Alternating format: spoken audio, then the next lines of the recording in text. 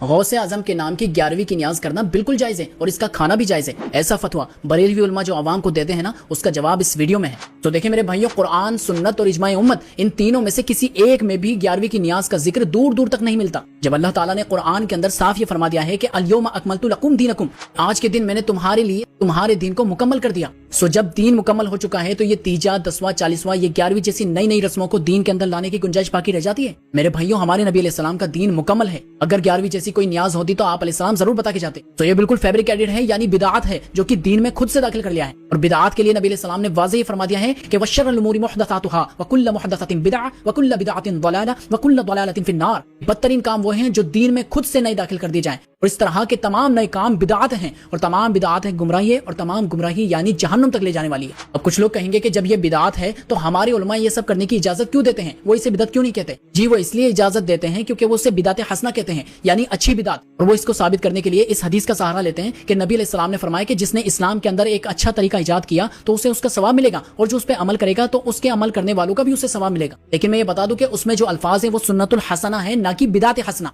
और सुन्नतुल हसना से वो काम मुराद है जिसकी असल दीन में मौजूद हो। जैसे हजरत अबू बकर रदियल्लाहु ताला अन्हु ने कुरान को किताब की शक्ल में जमा किया। अब मुझे बताएं कि क्या ये बिदात है? नहीं, बल्कि ये सुन्नतुल हसना है, यानी अच्छी सुन्नत, अच्छा तरीका। तो इसकी असल दीन में मौजूद थी, यानी नबी इस्लाम की मौजूदगी में भी सहाबाए किराम ने कुरान को चमड़े पर, खजूर की छाल पर लिखा था। तो हजरत अबू बकर ने बस उसे जमा करके किताब की शक्ल दे दी, तो ये उम्मत के लिए और आसानी हो गई। लेकिन ये तीजा, 10वां, 40वां, 11वीं, बरसी, कुंडे, इन सब की असल क्या दीन में मौजूद है? नबी अलैहिस्सलाम की 3 बेटियां आपके सामने फौत हुई थी, लेकिन उनका तो आपने तीजा, 10वां, 40वां नहीं किया। तो इसलिए हम कहते हैं कि कोई भी ऐसी चीज जिसकी असल दीन में मौजूद नहीं, चाहे वो अच्छी हो या बुरी, वो बिदात है। जिसके लिए नबी अलैहिस्सलाम ने भी ये फरमा दिया है, जिसने हमारे दीन के अंदर कोई ऐसा तरीका इजाद किया जिसकी असल दीन में मौजूद नहीं थी, वो मरदूद है। सो इसलिए ये 11वीं की नियाज बिदात है और इसके खाने से भी हमें बचना चाहिए।